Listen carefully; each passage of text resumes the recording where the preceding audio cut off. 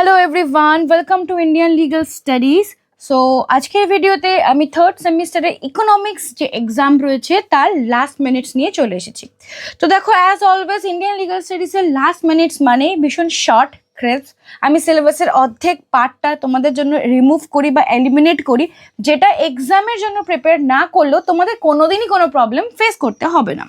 তো আজকেও ইকোনমিক্সে আমি বেশ কয়েকটা চ্যাপ্টার, অলমোস্ট 3টে চ্যাপ্টার বাদ দিয়ে এই লাস্ট মিনিটস তৈরি করেছি, এবং এই লাস্ট মিনিটসে আমি সেই চ্যাপ্টারগুলোই সিলেক্ট করেছি যেগুলো স্টুডেন্টদের পড়তে মনে রাখতে সুবিধা হবে।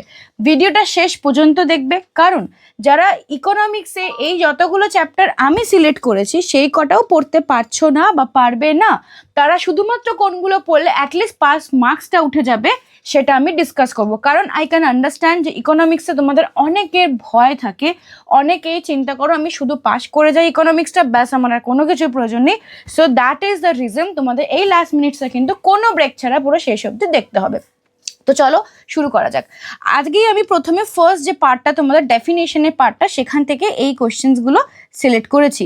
তো তোমরা একটু এই কোয়েশ্চেন্সগুলো আমি একটা একটা করে রিড আউট করবো না, জাস্ট টেক দ্য স্ক্রিনশট এবং স্ক্রিনশট নিয়ে কোয়েশ্চেনগুলো সেই মতো করে প্রিপেয়ার করো। এবার দেখো যে তোমাদের ল অফ ডিমান্ডের যে পার্টটা, সেই পার্টটা থেকে আমি কিছু কোয়েশ্চেন্স প্রিপেয়ার করেছি। তো এখানে ল অফ ডিমান্ডের পার্টটা থেকে কিন্তু কিছু কোয়েশ্চেন্স অবশ্যই তোমাদের জন্য রয়েছে।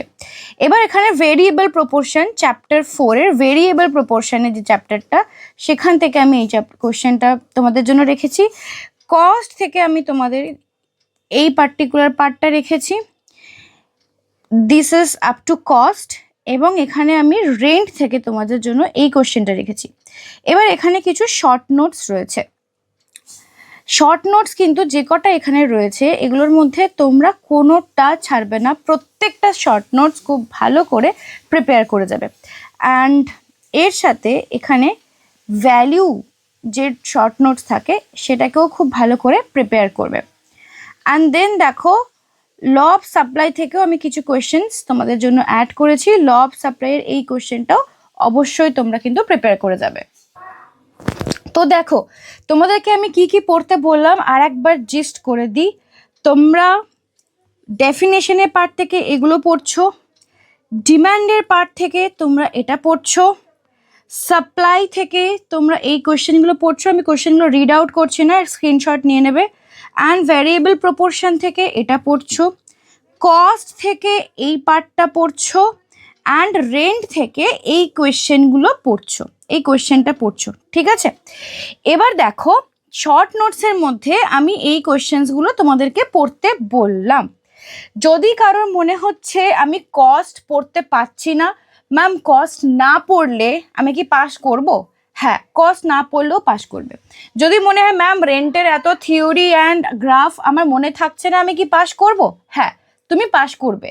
তো যারা শুধুমাত্র চাইছে আমি পাস করে যাই তাহলেই এনাফ, তাদের জন্য আমি বলবো শর্ট নোটস, সাপ্লাই অ্যান্ড তার সাথে ল অফ ডিমান্ড অ্যান্ড ডেফিনেশনের পার্টটা আগে ভালো করে পড়ে যাও। এবার তুমি একটা কাজ করতে পারো, কস্টের ডেফিনেশন বা রিলেশনশিপ যে কোশ্চেনগুলো এখানে রয়েছে, গ্রাফ ছাড়া শুধু আনসারগুলো পড়ে যাও। কারণ কি, যদি তুমি গ্রাফ না এঁকে শুধু আনসার লিখে আসো, কিছু নাম্বার অ্যাটলিস্ট পাবে, সেখানে তোমার পাস করা না করা এই টেনশনটা থাকবে না। এবার দেখো, তোমাদেরকে কোয়েশ্চেনের প্যাটার্ন বোঝানোর জন্য আমি ইন্ডিয়ান লিগাল স্টাডিজের মক যে কোয়েশ্চেন পেপার, সেই মক কোয়েশ্চেন পেপারটা তোমাদেরকে জাস্ট দেখিয়ে দিই যে তোমরা কোন কোন চ্যাপ্টার পড়লে কিভাবে তোমরা আনসার করতে পারবে। তো তোমরা একটা কোয়েশ্চেন ফার্স্ট চ্যাপ্টার থেকে পাবে, তোমরা একটা থেকে দুটো কোয়েশ্চেন কিন্তু ডিমান্ড থেকে পেয়ে যাবে। তাহলে তুমি এখানে অলরেডি 2 বা 3টে কোয়েশ্চেন পেয়ে গেলে। রেন্ট থেকে একটা কোয়েশ্চেন পাবে। যদি ডিমান্ড সাপ্লাই থেকে 2টো কোয়েশ্চেন চলে আসে, তাহলে ফার্স্ট চ্যাপ্টার ডিমান্ড সাপ্লাই থেকে 2টো কোয়েশ্চেন আসে, 3টা 16 মার্কস তোমার এখানেই লেখা হয়ে যাচ্ছে। ওকে, এরপর তুমি রেন্ট থেকে একটা কোয়েশ্চেন পেয়ে যাচ্ছ। এরপর তুমি ওই মিক্সড ইকোনমি বা তাদের ফিচার ডিস্টিংশন, এখান থেকে একটা কোয়েশ্চেন পেয়ে যাচ্ছ, শর্ট নোটস পেয়ে যাচ্ছ। তাহলে দেখো, তোমার কিন্তু আনসার করতে 5টা কোয়েশ্চেন খুব একটা প্রবলেম হবে না। এবার আমি যে চ্যাপ্টারগুলো এখানে ডিসকাস করলাম না, কিন্তু তোমরা সেই চ্যাপ্টারগুলো পড়েছো, তাদের জন্য আমি ইন্ডিয়ান লিগাল স্টাডিজের মক টেস্টের কোয়েশ্চেন পেপারটা জাস্ট একবার দেখিয়ে দিচ্ছি।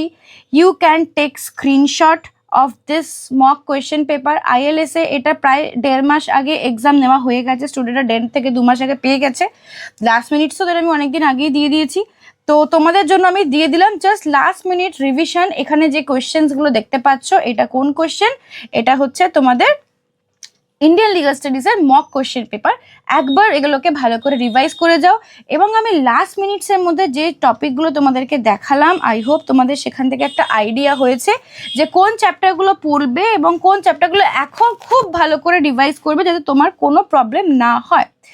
নাও তোমাদেরকে এবার একটা কথা বলি, এক্সাম শেষ হয়ে যাওয়ার পর তোমরা অলরেডি অনেকেই জানো ILS লেটস প্র্যাকটিস অ্যাডভোকেটদের জন্য একটি কম্প্রিহেন্সিভ কোর্স স্টার্ট করছে ইন্ডিয়ান লিগাল স্টাডিজ।